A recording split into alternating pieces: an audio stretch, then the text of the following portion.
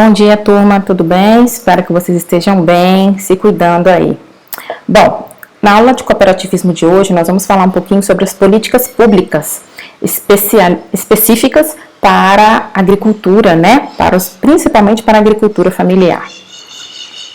Bom, então o objetivo dessa aula é fazer com que vocês tenham conhecimento, né? Para que um dia, caso vocês queiram trabalhar como extensionistas, né, no meio rural, vocês tenham informações sobre quais políticas públicas podem ser utilizadas na coletividade, né? Então, quais tipos de políticas públicas amparam os agricultores? Vocês têm que saber, né, como técnicos em agricultura, tem que ter esse conhecimento. Então, conhecer as principais políticas públicas para a agricultura familiar é importantíssimo para quem vai trabalhar com o agronegócio hoje, tá? Quando se trata de agricultura familiar, nós já falamos em outras oportunidades, mas a agricultura familiar é aquela agricultura na qual a mão de obra específica para o trabalho é o próprio núcleo familiar, tá? Não existe contratação fixa de pessoas externas àquele ambiente familiar para trabalhar. Esporadicamente é possível, por exemplo, na época de safra, né, você contratar um ou outro ajudante para poder trabalhar, mas isso não implica em carteira assinada relativo à contratação fixa, né? Então, quando se trata de políticas públicas para esse grupo em específico, você tem aí um conjunto, né, de medidas que o governo federal adotou de um tempo para cá para fortalecer a agricultura familiar. Haja vista que, em média, 80% do que nós consumimos dentro do Brasil, em termos de alimentos, vem da agricultura familiar. Então, as políticas públicas voltadas para esse grupo são importantíssimas. Eu coloquei aqui para vocês as principais, né? O famoso deles, né, a mais famosa, é o Programa Nacional de Fortalecimento da Agricultura Familiar, conhecido como PRONAF, né? Tem também o Programa de Aquisição de Alimentos, o PAA, tem a Aquisição de Produtos da Agricultura Familiar para o Programa Nacional de Alimentação Escolar, o PNAE, bem forte aí na região do interior de Ituiutaba, né? Política Nacional de Assistência Técnica e Extensão Rural, que são as ATERs, né? As EMATERs da vida, por exemplo, faz parte dessa Política Nacional de Assistência Técnica e Extensão Rural. Para se criar as políticas públicas, houve uma evolução com o passar dos anos, né? Então, a primeira geração de políticas agrícolas para a agricultura familiar foi o PRONAF, né? Então, o PRONAF foi criado aí numa época, né, no início dos anos 2000, em que se acreditava que a escassez de crédito, ou seja, a falta de recurso financeiro, era o principal limitante da agricultura familiar. No entanto, né, as exigências de capacidade de pagamento acabam selecionando aqueles agricultores familiares mais capitalizados, ou seja, que têm mais recursos para investir na sua produção, mantendo-se um segmento de agricultores familiares excluídos. Então, quando o PRONAF foi criado, ele beneficiava mais facilmente o agricultor que tinha um certo recurso. Os pequenos mesmo, aquele que não tem praticamente recurso para investir na sua propriedade, ele continuava sendo excluído, né? Então, esse autor aí, o Guanziroli, em 2007, ele já visualizou essa questão. Então, foi necessário haver uma segunda geração de políticas para a agricultura familiar, que foi com a consolidação do Bolsa Família, que era um programa, né, de transferência de renda. Então, assim, as pessoas no meio rural que não tinham uma renda fixa passaram a ter um recurso monetário que podia, inclusive, né, ser utilizado para investimento na sua propriedade, o que fez com que esse proprietário rural tivesse algum recurso para poder declarar como fonte de renda. As políticas criadas e fomentadas nesse período da segunda geração, que já foi em meados dos anos 2000 para cá, né, foram o PRONAF Infraestrutura, que é aquele programa, né, da agricultura familiar específico para investir em infraestrutura, em benfeitorias na fazenda. O Garantia de Safra, vamos supor, existe uma possibilidade de geada. Se essa geada acontecer, como aconteceu esse ano aí na região de Ituiutaba, né, do Triângulo de uma forma geral, algo que não acontecia há mais de 100 anos parece, tem gente que perdeu a safra inteira. E aí? Como é que vai pagar? Porque existe um custo, né?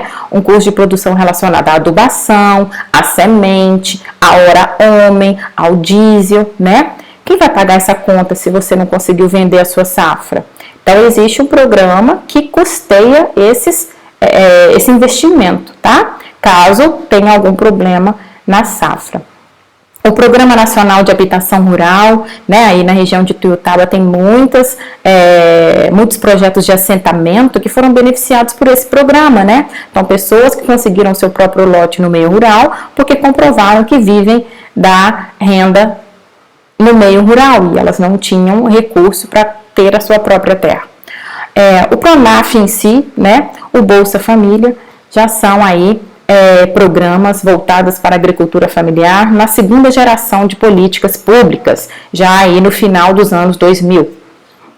E depois dos anos 2010, vieram aí uma terceira geração de políticas públicas para a agricultura familiar, porque percebeu-se que somente o Bolsa Família, que é um dos exemplos de transferência de renda, não era suficiente para gerar desenvolvimento, porque o recurso é baixo, né?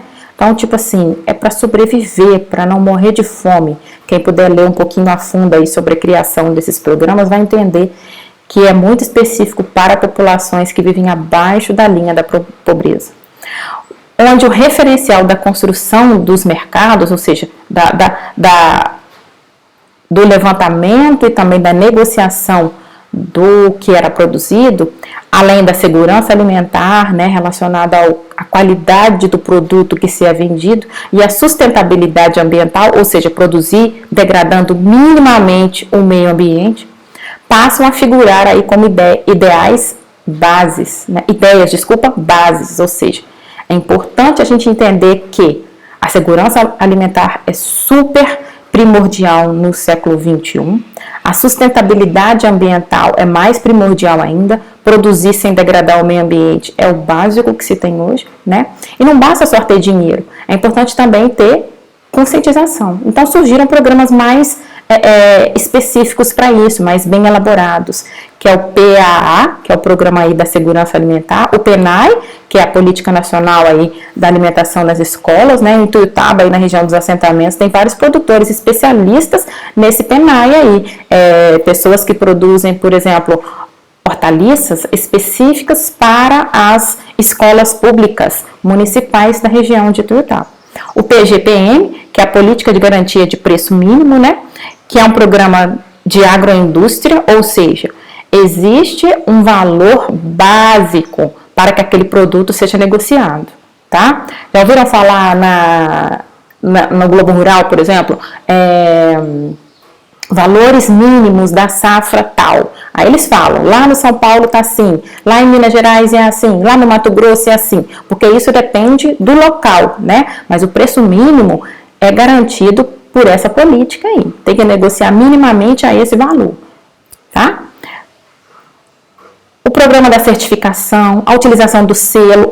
Hoje não se compra mais produto que não tem selo, o famoso CIF, né? O selo de inspeção federal lá do Ministério da Agricultura, Pecuária e Abastecimento, o famoso MAPA. Produto sem certificação, não tem muito o que fazer caso você tenha prejuízo, porque você comprou uma mercadoria sem nota, né? Sem rótulo, sem nota. Então, o rótulo é importantíssimo para você saber o que você está comprando, que aquele produto ele realmente é certificado. Por quê? Porque ele passou por uma avaliação de especialistas, tá bom? Então, não se compre semente, não se compra adubo que não seja certificado, tá?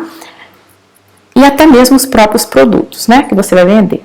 Bom, então, eu acho que vocês conseguiram visualizar, pelo menos de uma forma bem básica, que atualmente no Brasil existe um conjunto de políticas públicas que tem o objetivo de fortalecer a agricultura familiar, porque é quem põe comida na nossa mesa. Dentre eles tem o PRONAF, o PENAI, o PAA, a Política Nacional de Assistência Técnica e Extensão Rural. Além dessas políticas exclusivas para a agricultura familiar, ainda tem outras políticas que aqui não cabia, né?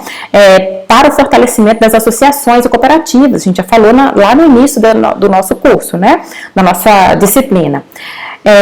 Uma inovação que existe dentre as políticas para o meio rural é o Programa Nacional de Habitação Rural, Minha Casa Minha Vida, exclusiva para o meio rural, tá? Aí na região do interior de Ituiutaba, né, eu falo para vocês que no interior tem o interior, né? Existem famílias que foram assentadas no meio rural com base nesse programa aí de habitação rural, tá bom? Várias linhas de crédito e políticas de desenvolvimento rural priorizam o acesso coletivo ao individual. Aquela história, né? O que mais importa é um grupo de pessoas, né? Se você se organiza em grupos, em associações, em cooperativas, a chance de você conseguir ser visto, ser lembrado é muito maior do que individualmente, tá? Então, a organização dos agricultores em associações e cooperativas facilita o acesso a esses recursos de políticas públicas voltadas para o meio rural. Daí a importância da nossa disciplina, gente.